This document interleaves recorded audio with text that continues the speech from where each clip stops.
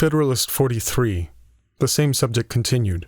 The powers conferred by the Constitution further considered. For the Independent Journal. Madison. To the people of the State of New York. The fourth class comprises the following miscellaneous powers. 1. A power to promote the progress of science and useful arts by securing for a limited time to authors and inventors the exclusive right to their respective writings and discoveries.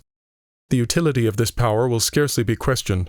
The copyright of authors has been solemnly adjudged in Great Britain to be a right of common law. The right to useful inventions seems with equal reason to belong to the inventors. The public good fully coincides in both cases with the claims of individuals.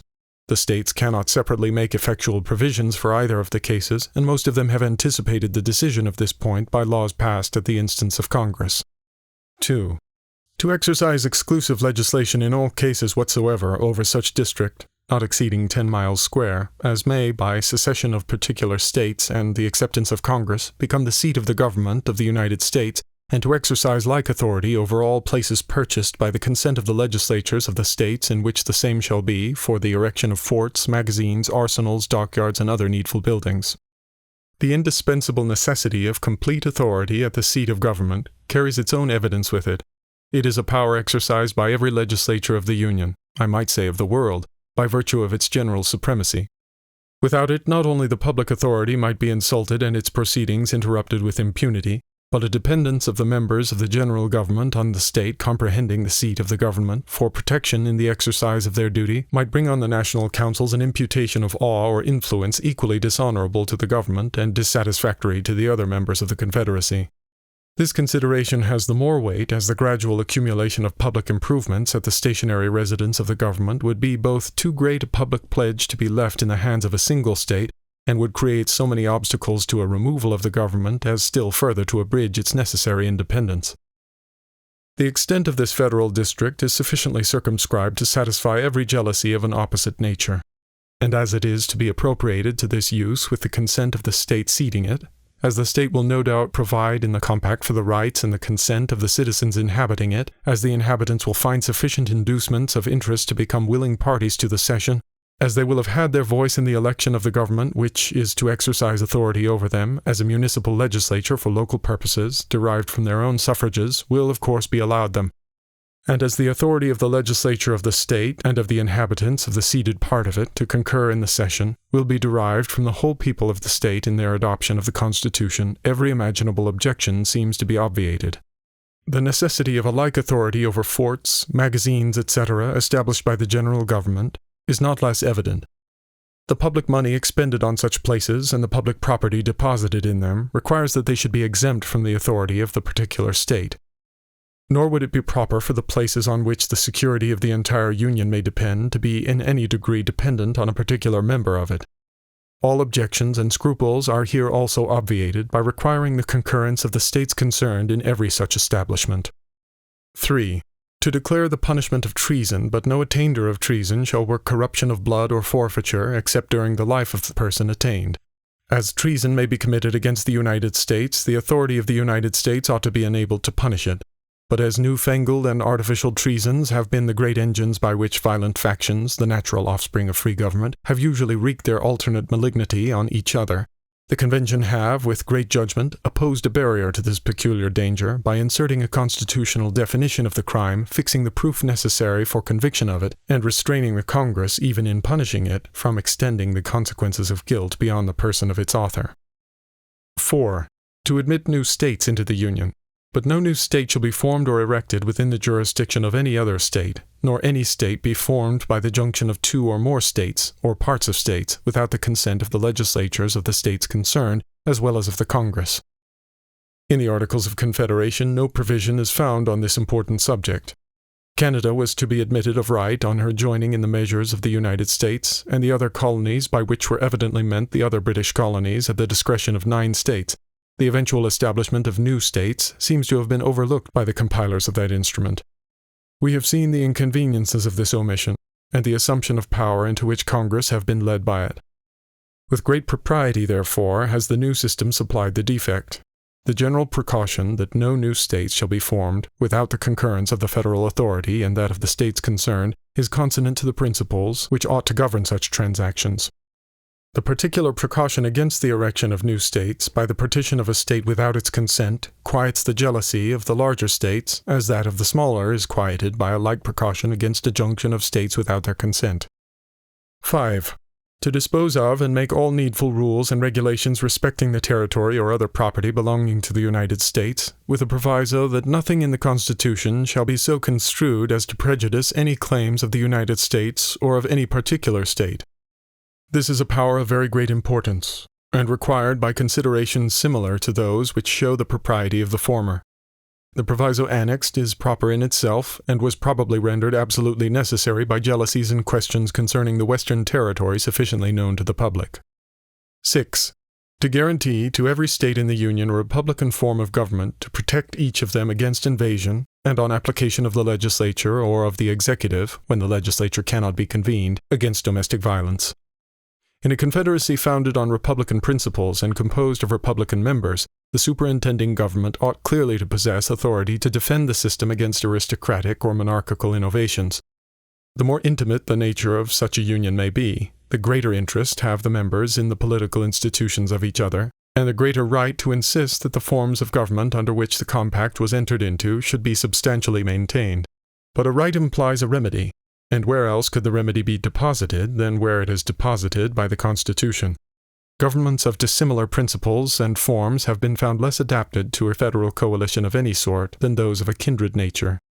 As the Confederate Republic of Germany, says Montesquieu, consists of free cities and petty states subject to different princes, experience shows us that it is more imperfect than that of Holland and Switzerland.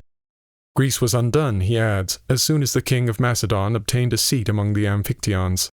In the latter case, no doubt, the disproportionate force as well as the monarchical form of the new confederate had its share of influence on the events.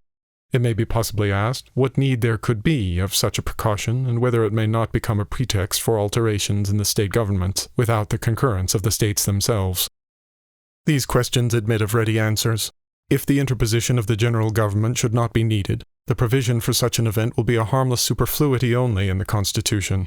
But who can say what experiments may be produced by the caprice of particular states, by the ambition of enterprising leaders, or by the intrigues and influence of foreign powers? To the second question it may be answered, that if the general government should interpose by virtue of this constitutional authority, it will be, of course, bound to pursue the authority. But the authority extends no further than to a guarantee of a republican form of government, which supposes a pre-existing government of the form which is to be guaranteed. As long, therefore, as the existing republican forms are continued by the states, they are guaranteed by the federal Constitution. Whenever the states may choose to substitute other republican forms, they have a right to do so, and to claim the federal guarantee for the latter. The only restriction imposed on them is that they shall not exchange republican for anti-republican constitutions, a restriction which, it is presumed, will hardly be considered as a grievance. A protection against invasion is due from every society to the parts composing it. The latitude of the expression here used seems to secure each state not only against foreign hostility, but against ambitious or vindictive enterprises of its more powerful neighbors. The history both of ancient and modern confederacies proves that the weaker members of the Union ought not to be insensible to the policy of this article. Protection against domestic violence is added with equal propriety. It has been remarked that even among the Swiss cantons, which, properly speaking, are not under one government, provision is made for this object, and the history of that league informs us that mutual aid is frequently claimed and afforded, and as well by the most democratic as the other cantons. A recent and well-known event among ourselves has warned us to be prepared for emergencies of a like nature. At first view, it might seem not to square with the republican theory to suppose either that a majority have not the right, or that a minority will have the force to subvert a government, and consequently that the federal interposition can never be required, but when it would be improper. But theoretic reason, in this as in most other cases, must be qualified by the lessons of practice. Why may not illicit combinations for purposes of violence be formed as well by a majority of a state, especially a small state, as by a majority of a county, or a district of the same state? And if the authority of the state ought, in the latter case, to protect the local magistracy, ought not the federal authority in the former to support the state authority? Besides, there are certain parts of the state constitutions which are so interwoven with the federal constitution that a violent blow cannot be given to one without communicating the wound to the other. Insurrections in a state will rarely induce a federal interposition unless the number concerned in them bears some proportion to the friends of government. It will be much better that the violence in such cases should be repressed by the superintending power than that the majority should be left to maintain their cause by a bloody and obstinate contest. The existence of a right to interpose will generally prevent the necessity of exerting it. Is it true that force and right are necessarily on the same side in republican governments? May not the minor party possess such a superiority of pecuniary resources, of military talents and experience, or of secret succors from foreign powers, as will render it superior also in an appeal to the sword? May not a more compact and advantageous position turn the scale on the same side against a superior number so situated as to be less capable of a prompt and collected exertion of its strength? Nothing can be more chimerical than to imagine that, in a trial of actual force, victory may be calculated by the rules which prevail in a census of the inhabitants, or which determine the events of an election. May it not happen, in fine, that the minority of citizens may become a majority of persons by the accession of alien residents, of a casual concourse of adventurers, or of those whom the constitution of the state has not admitted to the rights of suffrage? I take no notice of an unhappy species of population abounding in some of the states, who, during the calm of regular government, are sunk below the level of men, but who, in the tempestuous scenes of civil violence, may emerge into the human character, and give a superiority of strength to any party with which they may associate themselves. In cases where it may be doubtful on which side justice lies, what better umpires could be desired by two violent factions flying to arms and tearing a state to pieces, than the representatives of Confederate states, not heated by the local flame? To the impartiality of judges they would unite the affection of friends. Happy would it be if such a remedy for its infirmities could be enjoyed by all free governments. If a project equally effectual could be established for the universal peace of mankind. Should it be asked, what is to be the redress for an insurrection pervading all the states, and comprising a superiority of the entire force, though not a constitutional right?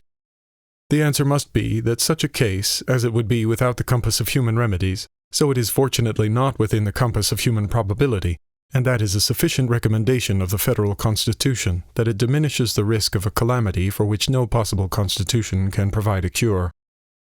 Among the advantages of a Confederate republic enumerated by Montesquieu, an important one is, that should a popular insurrection happen in one of the states, the others are able to quell it. Should abuses creep into one part, they are reformed by those that remain sound. 7.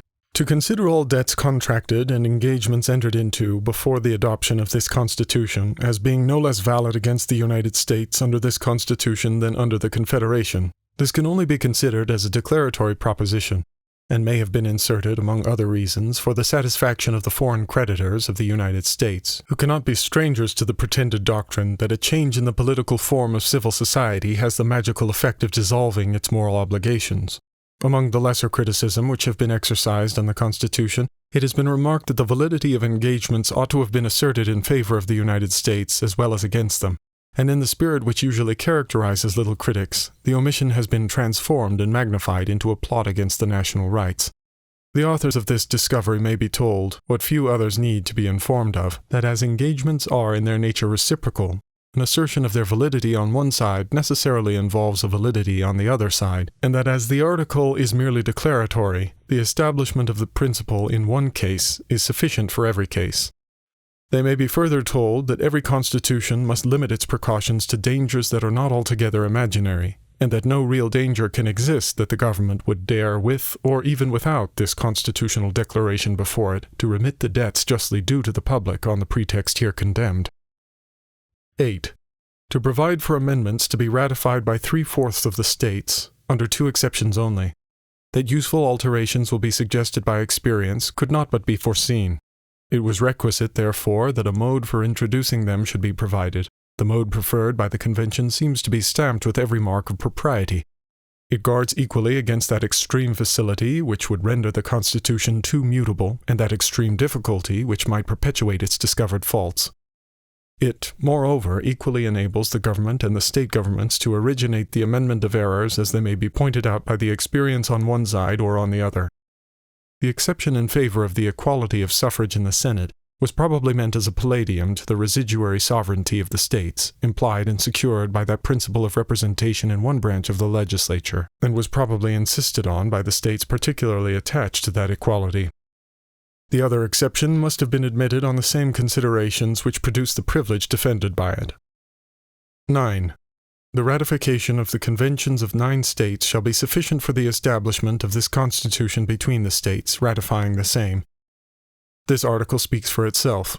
The express authority of the people alone could give due validity to the Constitution.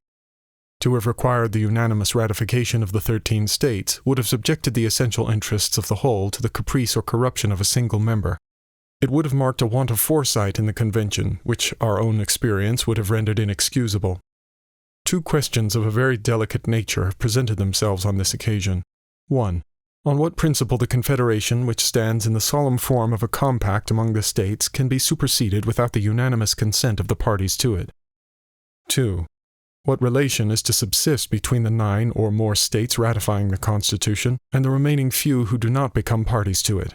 The first question is answered at once by recurring to the absolute necessity of the case, to the great principle of self-preservation, to the transcendent law of nature, and of nature's God, which declares that the safety and happiness of society are the objects at which all political institutions aim, and to which all such institutions must be sacrificed. Perhaps also an answer may be found without searching beyond the principles of the compact itself. It has been heretofore noted among the defects of the Confederation that in many of the states it had received no higher sanction than a mere legislative ratification. The principle of reciprocality seems to require that its obligation on the other states should be reduced to the same standard. A compact between independent sovereigns, founded on ordinary acts of legislative authority, can pretend to no higher validity than a league or treaty between the parties. It is an established doctrine on the subject of treaties that all the articles are mutually conditions of each other, that a breach of any one article is a breach of the whole treaty, and that a breach, committed by either of the parties, absolves the others and authorizes them, if they please, to pronounce the compact violated and void. Should it unhappily be necessary to appeal to these delicate truths for a justification for dispensing with the consent of particular states to a dissolution of the Federal Pact, will not the complaining parties find it a difficult task to answer the multiplied and important infractions with which they may be confronted? The time has been when it was incumbent on us all to veil the ideas which this paragraph exhibits. The scene is now changed, and with it the part which the same motives dictate.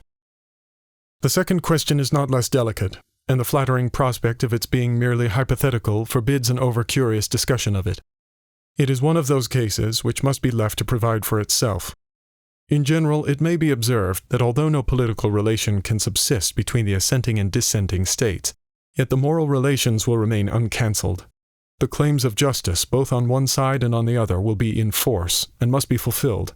The rights of humanity must in all cases be duly and mutually respected, whilst considerations of a common interest, and above all the remembrance of the endearing scenes which are past, and the anticipation of a speedy triumph over the obstacles to reunion will, it is hoped, not urge in vain moderation on one side and prudence on the other. Publius.